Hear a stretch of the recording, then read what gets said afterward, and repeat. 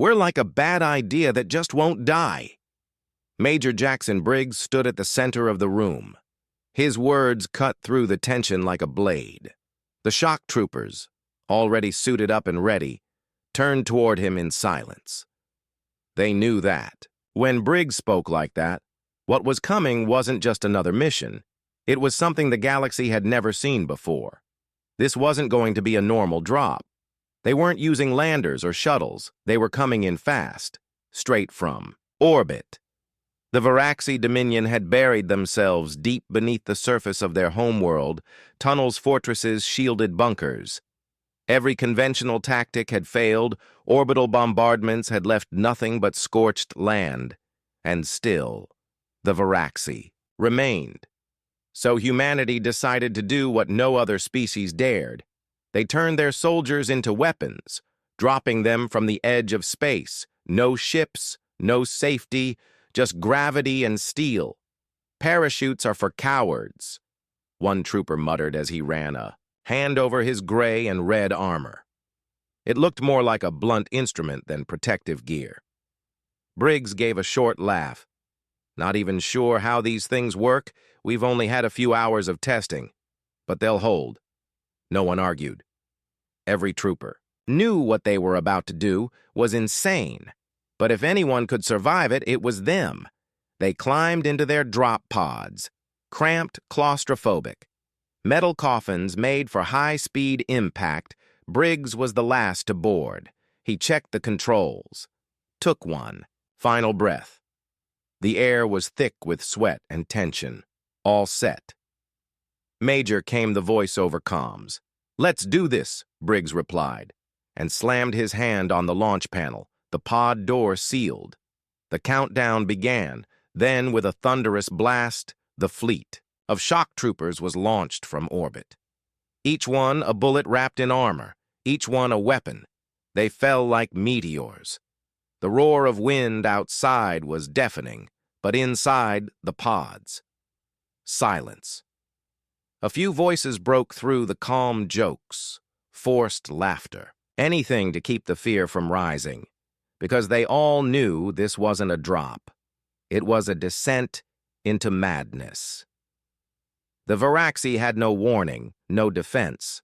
Nothing prepared them for humans falling from the sky. The pods burned through the atmosphere. Heat, shields glowing bright, the ground rushing closer, and then everything stopped. For a split second, the world held its breath. Then the pods cracked open and the soldiers were unleashed, falling in powered armor, silent, deadly, and ready to bring And the Varaxi had no idea what horror had just arrived. Briggs felt his stomach drop as the sky around him blurred. His suit's thrusters fired, slowing his descent just enough to keep him from becoming a crater. Through the haze of smoke and dust, he saw it. The Varaxi fortress stretched across the landscape like a gaping wound in the earth. There was no time to think, no time to hesitate. The enemy had no idea they were coming. And then the first wave hit with a deafening impact. The shock. Troopers slammed into the outer wall of the fortress armor, and flesh collided with steel and stone. An echo of violence shook the battlefield one by one.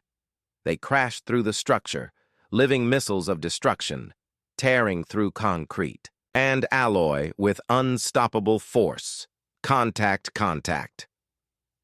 A trooper's voice crackled over the comms, distorted, but clear enough to carry the chaos.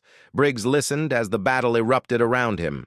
The Varaxi were just now realizing something had gone horribly wrong, but it was already too late.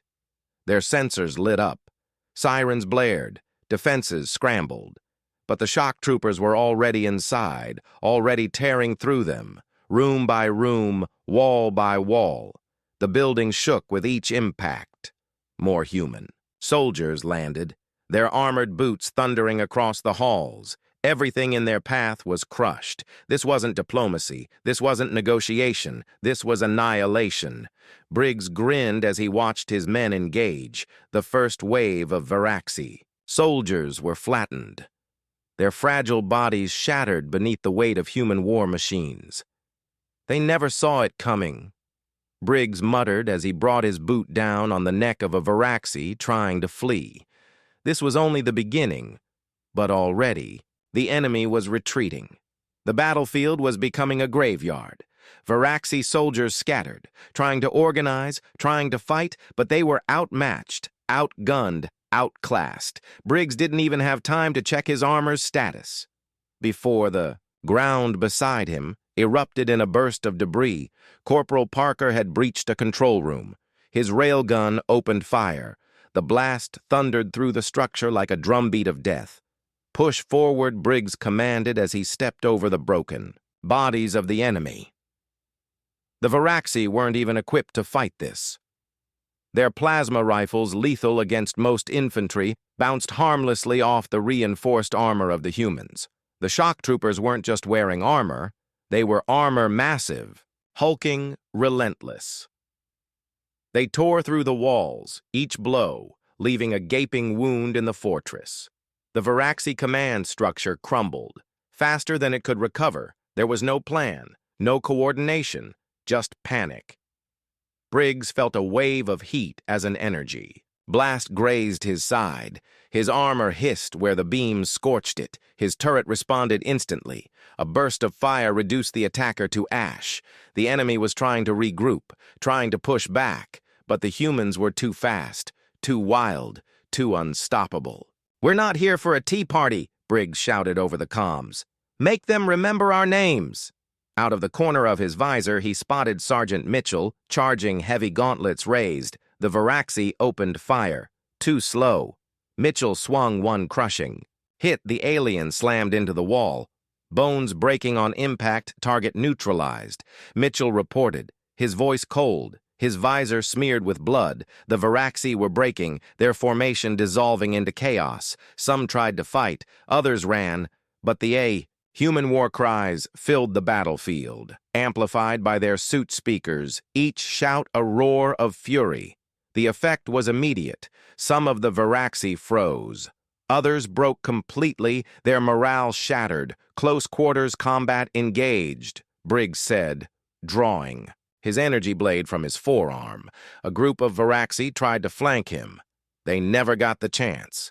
He moved like lightning, the blade humming, cutting through armor like paper. Alien bodies fell in pieces. The opposition had been reduced to little more than bloodied fragments. Private Jenkins let out a sharp laugh as he tore through another wave of enemies. This was the best thing he'd ever done. He didn't wait to check for threats. He just charged forward into the next group. It didn't matter what the Varaxi carried. Shock rifles, kinetic weapons. Nothing they had could match human speed. Their resistance collapsed under the weight of the human assault. Briggs could hear the rising panic in their voices. The Varaxi were trying to regroup, but their command structure was cracking. Without it, they were nothing but isolated targets waiting to be hunted. In the distance, Briggs spotted a war beast, a towering creature covered in thick armor the Varaxi had released. It is a last-ditch effort, a brute intimidating but too slow to matter. He'd seen them before, big, loud, but not built to stop a shock trooper. Not today, he muttered under his breath. He flipped his rifle to rapid fire, opened up on the creature. The rounds didn't need to pierce the hide, just destabilize it, and they did. The war beast faltered, stumbled. The armor on its legs gave in. Then Briggs aimed high, a single shot between the eyes. It dropped like a tower, dead before it hit the dirt. He didn't even pause. The command center was visible now, buried deep underground, but it wouldn't save them. Nothing would. The humans weren't here to negotiate, and they had no plans to leave anything standing. Sergeant Jackson dropped in beside Briggs, his face masked in sweat, his armor carrying the marks of 100 kills. "Their command is breaking," he said. "They're starting to surrender." Briggs nodded. "Keep the pressure up. We need them to collapse completely. This isn't a victory lap. Not yet." The remaining Varaxi forces scrambled. They poured more troops into the field, but it didn't matter. Every time they regrouped, they were shattered again. It looked like a wildfire devouring dry earth, and then, just as quickly as it began, the battle shifted. The Varaxi started running. Some dropped their weapons, others fought each other, desperate for a way out. Briggs had seen this before. The breaking point. When the enemy knew they'd already lost, mission accomplished, he said calmly, "Push forward, secure the command center, and prepare for the final blow." The battle wasn't over, but it was close. The Varaxi were running, and the humans weren't letting them go. Briggs's troopers pushed forward with relentless force, securing positions, making sure no one got out alive. Their armor scorched, splashed with blood, but they didn't pause to rest. They weren't machines. They were better, and they were hungry. Briggs led the charge straight toward the Varaxi command structure, a massive bunker carved deep into the rock, designed to resist everything the galaxy could throw at it. But it wasn't ready for this. It wasn't ready for humans. Eyes up. Briggs warned. "We're not alone." The massive doors were sealed tight, thick, alloy plating, the last line of defense. But Briggs wasn't interested in rules. He glanced at Sergeant Mitchell, who had been waiting for something like this since the drop. Mitchell moved fast, pulled the explosive charges from his suit, slapped them against the doors. "Get clear!" he barked. The shock troopers scattered. The explosion tore through the entrance. Metal twisted. Lights died. When the smoke cleared, a jagged hole yawned open in the wall, just wide enough the troopers didn't wait. They poured through. Here's the final segment rewritten in the same professional. Clean voiceover style. Formatted for powerful narration, Briggs didn't hesitate. He was the first through the breach, rifle raised, visor scanning. The command center was a wreck. Broken consoles, flickering lights, a handful of Varaxi officers, scrambling, desperate to organize a defense, but it was already too late. "Don't just stand there, wipe them out." His words carried through the comms, and the troopers obeyed without hesitation. They advanced in formation, room by room, each movement precise, each shot clean. Any Varaxi who stood their ground was cut down instantly. The rest didn't even have time to raise their weapons, but it wasn't just the firepower, it was psychological. The Varaxi had never faced enemies like this. No protocol, no mercy, no hesitation, just violence. Raw and unstoppable, Briggs and his men continued the sweep. Each room more chaotic than the last, Varaxi officers tried to rally, but their lines of communication were shattered. Their leadership crumbling. Panic had replaced discipline. Surrender replaced resistance. Briggs moved fast. His boots echoed across metal floors, his rifle tracking every movement. In the central control room, he found the final stand. A few officers, desperate, cornered. Some frantically, calling for backup. Others grabbing weapons they didn't know how to use. End of the line, Briggs didn't raise his voice. He didn't need to. The Varaxi didn't fight back. They didn't even flinch when the first shot rang out. Their morale had collapsed completely. They weren't soldiers anymore, just terrified survivors in a tomb. Briggs stepped forward. "We've taken the center. Their defense is shattered. Broken glass and screams." His voice remained calm, but there was no mistaking the finality in it.